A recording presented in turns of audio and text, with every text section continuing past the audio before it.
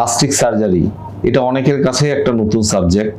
আমাদের দেশে যে প্লাস্টিক সার্জারির বিস্তৃতি ঘটেছে এটা অনেকেরই অজানা। তাই আমরা আপনাদের সামনে হাজির হয়েছি যে আমরা কি কি বিষয়ে প্লাস্টিক সার্জারি সেবা দিয়ে থাকি।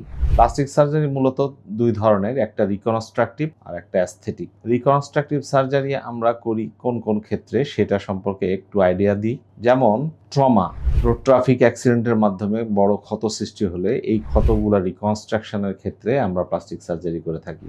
বড় বড় ইনফেকশন যেমন নেক্রোটাইজিং ফার্সাইটিস, ডায়াবেটিক ফুট, এই সমস্ত কারণে বা বেড সোরের কারণে যদি কোনো ক্ষত তৈরি হয় সেটা রিকনস্ট্রাকশনের জন্য আমাদের প্লাস্টিক সার্জারি প্রয়োজন। অনেক সময় ক্যান্সার সার্জারি, যেমন ধরেন ব্রেস্ট ক্যান্সার সার্জারি অথবা বড় সার্জারির পরে যে ক্ষত তৈরি হয় সেটা রিকনস্ট্রাকশনের জন্য প্লাস্টিক সার্জারির প্রয়োজন হয়। জন্মগত সমস্যা তো আছেই, ঠোঁট কাটা, তালু কাটা, কনজেনিটাল ব্যান্ড সিনড্রোম, সিনড্যাকটাইলি, পলিড্যাকটাইলি, ম্যাক্রোড্যাকটাইলি, এই ধরনের অনেক ধরনের সমস্যা মাথা থেকে পা পর্যন্ত জন্মগত সমস্যার জন্য আপনারা যদি আমাদের সাথে যোগাযোগ করেন সবচেয়ে ভালো পরামর্শ এবং চিকিৎসা পাবেন। এবং বার্ন এবং পোড়া রোগী এটা একটা বড় সমস্যা আমাদের দেশের জন্য, এবং আমাদের দেশে এই রোগীর সংখ্যা প্রচুর। বার্নের পেশেন্ট যদি তাৎক্ষণিক আপনি চিকিৎসকের কাছে নিয়ে আসেন তাহলে সার্ভাইবিলিটি বেড়ে যায় এবং তার ওন যে হিলিং সেটা খুব সুন্দরভাবে হয়। আমরা এগুলো চিকিৎসা করে থাকি এবং বার্ন পরবর্তী জটিলতা সেগুলোরও চিকিৎসা করে থাকি। এছাড়া আছে অ্যাস্থেটিক সার্জারি। অ্যাস্থেটিক সার্জারি মানে সৌন্দর্যবর্ধন সার্জারি। আমরা মাথা থেকে পা পর্যন্ত আমরা যে সমস্ত শরীরের বিভিন্ন অংশে সৌন্দর্য বর্ধনের জন্য আমরা অ্যাস্থেটিক সার্জারি করে থাকি।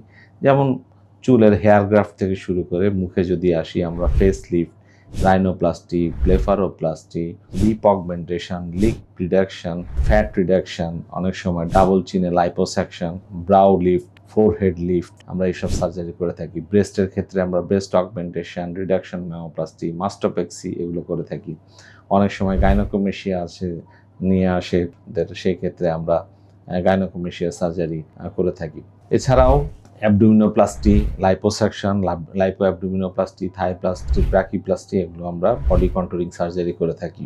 যে কোনো কিছু সৌন্দর্য বর্ধনের ক্ষেত্রে আমরা প্লাস্টিক সার্জনদের কাজে মূলত একটা অ্যাস্থেটিক ফ্লেভার থাকে। প্রথমে আমরা যে কাজটা করি সেটা হচ্ছে ফর্ম, এবং আমরা যেটা ফর্ম করব সেটা যাতে ফাংশনিং হয় সেটা দেখব, এবং সেটা যাতে সুন্দর হয় বা ফাইন হয় সেটা আমাদের কাজের একটা বৈশিষ্ট্য। আশা করি আপনাদের কাছে হয়তো তুলে ধরতে পারলাম খুবই স্বল্পভাবে যে আমরা কি কি প্লাস্টিক সার্জারি সেবা দিয়ে থাকি। আপনারা নিশ্চিন্তে আমাদের সাথে যোগাযোগ করলে বিশ্বমানের প্লাস্টিক সার্জারি সেবা পেতে পারেন।